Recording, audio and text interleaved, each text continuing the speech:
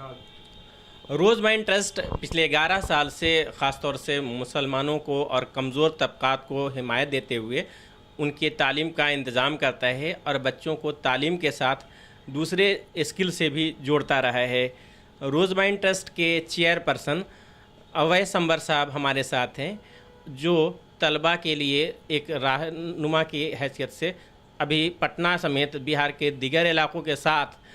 बिहार के बाहर के लोगों को भी अपने साथ जोड़कर उनकी नई नस्ल की तरक्की के लिए कोशां हैं। आइए रोज़ माइंड्स के चेयरपर्सन अवैस अंबर से समझते हैं कि बिहार के लड़कों के लिए, नई नस्ल के लिए क्या कुछ पैगाम है, ताकि हम समझ सकें कि बच्चे कैसे क्या आगे बढ़ सकेंगे। वैसा आप बताएं, क्या बिहार के लोगों को और ख़ास तौर के भारत के लोगों को क्या कुछ कहेंगे नई नस्ल की। मैं बहुत शुक्रगुजार हूँ मुनसिफ टीवी का कि मैंने हमेशा देखा है कि इन्होंने अच्छे और बड़े मुद्दों को उजागर किया है। जहाँ आज मीडिया से लोगों का विश्वास उठता जा रहा है, वहाँ ऐसे चैनलों के ज़रिए बच्चों तक अपना पैगाम करने का एक मौका देना, मैं इसके लिए अपने पूरी टीम की तरफ से मुनसिफ टीवी का बहुत शुक्रगुजार हूँ। जहाँ तक बात है तलबा के हायर एजुकेशन में जो बच्चे जाना चाहते हैं और उनके कन्फ्यूज़न से जुड़े सवालों का, सबसे पहले तो मैं पूरे मुल्क के बच्चे बच्चियों को एक पैगाम देना चाहता हूँ कि जो हालात एजुकेशन में पैदा किए जा रहे हैं, जिसका हकीकत से कोई लेना देना नहीं है। आज जो हालात हैं वो ये हैं कि हायर एजुकेशन में जब बच्चा जाना चाहता है तो 10वीं करने के बाद और 12वीं करने के बाद वो तैयारी के नाम पे अपने माँ बाप को और अपने घर वालों को तैयार करने पे लगा है, जबकि हायर एजुकेशन में जाने के लिए किसी भी तरह की तैयारी की कोई ज़रूरत नहीं है। 10वीं के बाद और 12वीं के बाद 50% की एलिजिबिलिटी से, मैं बहुत गंभीरता से इस बात को रखना चाहता हूँ कि मुल्क के सारे नौजवान बच्चों को और बच्चियों को ये पता होना चाहिए कि हायर एजुकेशन में जाने के लिए सिर्फ 50% मार्क्स की एलिजिबिलिटी चाहिए, और वो इंजीनियरिंग में, डिप्लोमा में, बीबीए में, मैनेजमेंट कोर्सेज़ में, पैरामेडिकल कोर्सेज़ में जाने के लिए एलिजिबल कैंडिडेट होंगे, बिना किसी प्रिपरेशन और बिना किसी एग्ज़ाम के। ऐसे भी कानून में प्रावधान मौजूद है। वैसे अंबर साहब, कानून में तो प्रावधान मौजूद है, लेकिन तलबा को तरक्की करने के लिए जब तक उनका बेस कमज़ोर नहीं रहेगा वो क्या आगे बढ़ पाएंगे? या फिर आप जो एडमिशन करा देते हैं, उस एडमिशन के बाद जहां आप काफ़ी मुराद देते हैं उनको, एडमिशन फ़ीस फ्री करा देते हैं, ट्यूशन फ़ीस फ्री करा देते हैं या दीगर चीज़ें मुहैया करा देते हैं, इसके बावजूद क्या बच्चे का मुस्तकबिल ताबनाक है? आप मुझे एक बात बताइए, जहाँ पर एक बच्चे को हायर एजुकेशन में जाने के लिए 10वीं के लिए उसे 10 साल उसके माँ बाप ने बारिश में छाता लगाकर स्कूल छोड़ा, 12वीं में उसके माँ बाप ने पहुँचाने में उसको 10 साल कड़ी मेहनत की, और 12 साल के बहुत बड़ी तैयारी के बाद क़ानून ने, हिंदुस्तान के मुल्क के क़ानून ने उसका इम्तिहान लिया। इम्तिहान के बाद 10वीं बच्चा पास हो गया 50% से, और 12वीं बच्चा पास हो गया 50% से। जो काम उसके माँ बाप और वो बच्चा 12 साल के बाद नहीं कर सका, वो इन कोचिंग संस्थानों के जो मालिक दावा कर रहे हैं कि 2 महीने में तैयारी हो जाएगी, क्या ये आपको सही लगता है? कोचिंग संस्थान तैयारी के नाम पे जो क्राइम करता जा रहा है, उसको इस बात का अंदाज़ा नहीं है कि उससे जाने और अनजाने में बहुत बड़ा क्राइम हो रहा है। क्या आपको ये बात पता है? आपको ये बात पैगाम के तौर पे कहना चाहता हूँ कि पूरे मुल्क में, कन्याकुमारी से कश्मीर तक में, हिंदुस्तान के क़ानून के ज़रिए चलाए जा रहे, सीबीएसई बोर्ड के ज़रिए और स्टेट बोर्ड के ज़रिए चलाए जा रहे स्कूलों में जितनी भीड़ नहीं है,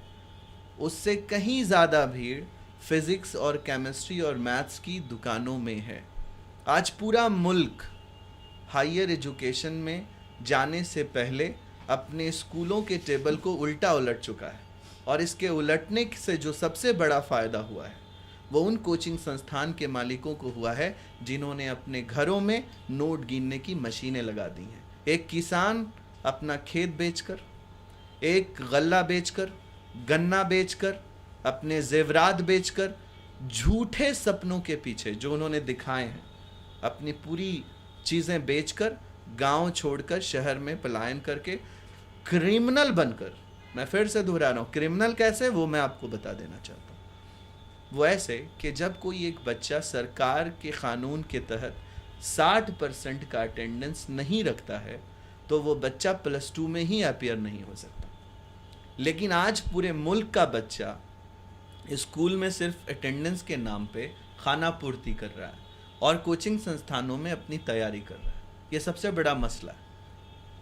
क्या आपके ज़रिए इस मसले को सरकार सुनेगी? क्या सरकार, जो नीतीश कुमार जी स्वच्छ राजनीति की बात कर रहे हैं, क्या सरकार को इस पर एक बार नज़र डालने की ज़रूरत नहीं है? एज ए करियर कंसल्टेंट क्या आप बच्चों को ये मशवरा देंगे कि कोचिंग संस्थान से ना जाकर वो कॉलेज जाएं और कॉलेज की जो मेयारी तालीम अभी कॉलेज में मुहैया है मौजूदा सूरत हाल में, उसको एक्सेप्ट करें और उस पर अपनी तवज्जो मुकम्मल मरकूज़ रखें? जब तक इस मुल्क में 10 से 5 कोचिंग संस्थान चलता रहेगा तब तक ये पेरेंट्स को कन्विंस करना नामुमकिन है। बच्चा इस पे बिलीव नहीं करेगा क्योंकि इसकी ज़िम्मेदार सिर्फ माँ बाप बच्चा नहीं है, इसके ज़िम्मेदार हिंदुस्तान की हुकूमत के ज़रिए चलाए जा रहे सरकारी और गैर सरकारी स्कूल्स भी हैं, जहाँ पे उनको फ़ीस देने के बाद भी, उनकी ट्यूशन फ़ीस जमा होने के बाद भी उन बच्चों के सिलेबस कंप्लीट नहीं कराए जा रहे हैं। ऐसे हालात में बच्चा कोचिंग संस्थान के दरवाजे पे जाने पे मजबूर है। इसका एक हंगामा खड़ा करना कोई मकसद मेरे रोज़माइन एजुकेशनल चैरिटेबल ट्रस्ट का नहीं है, बल्कि मैं इसका एक सॉल्यूशन जो मैंने अपने ब्लूप्रिंट में दिया है वो ये है कि सरकार की इमारतों में, सरकार के स्कूलों में जो क्लासरूम बने हुए हैं और जिन जगहों पे ये स्कूल मौजूद हैं, वहीं पर जो कोर्स कंप्लीट नहीं कराए जा सकते स्कूल के ज़रिए, उसको सरकार टेंडर देकर या प्राइवेट टीचर हायर कर उसी बिल्डिंगों में कोचिंग चलवाए 2 घंटे की, 1 घंटे की। और अंडमान निकोबार के गवर्नर ने, जो AK सिंह साहब हैं, उन्होंने प्रैक्टिकली इसको किया 2016 में और वो कामयाब हुए।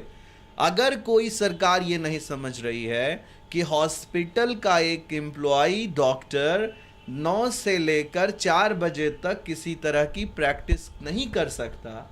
बिल्कुल उसी तरीके से सरकारी संस्थान में चलाए जा रहे स्कूलों के प्रोफेसर्स या गैर सरकारी जो टीचर्स 9 से लेकर 4 बजे तक स्कूल के समय में कोचिंग चला रहे हैं, तो क्या इसकी जांच होनी नहीं चाहिए कि उन स्कूलों के बजाय हज़ारों की तादाद में इन कोचिंग संस्थानों में कौन आ रहा है? प्राइवेट स्कूल, ये प्राइवेट कोचिंग को बंद कर दिया जाए और मौजूदा जो तालीमी निज़ाम है उसमें तब्दीली करते हुए सरकार जो मुदर्रिस बहाल हैं स्कूल में, उनको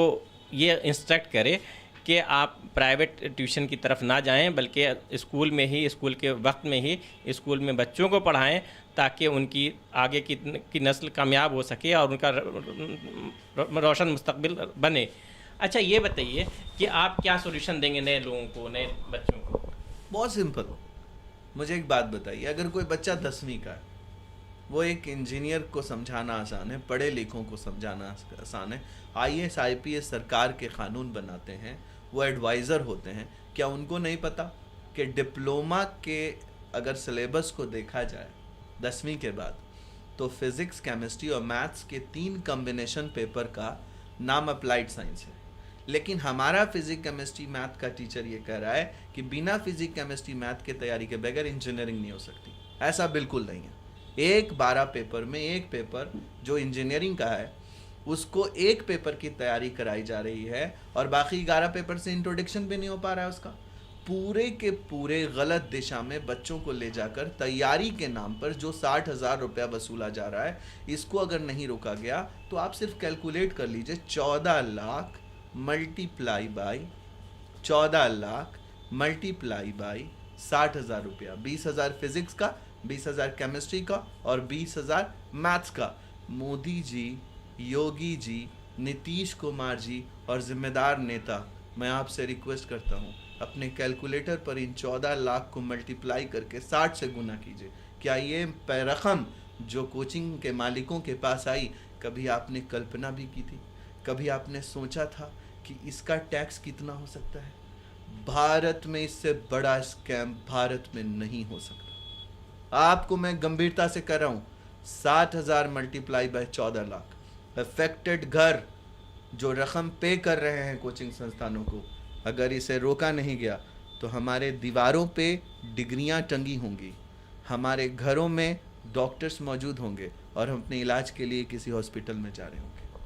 अगर मौजूदा तालीमी सूरत हाल को बदला नहीं गया, ये जो कोचिंग अदारे हैं इनके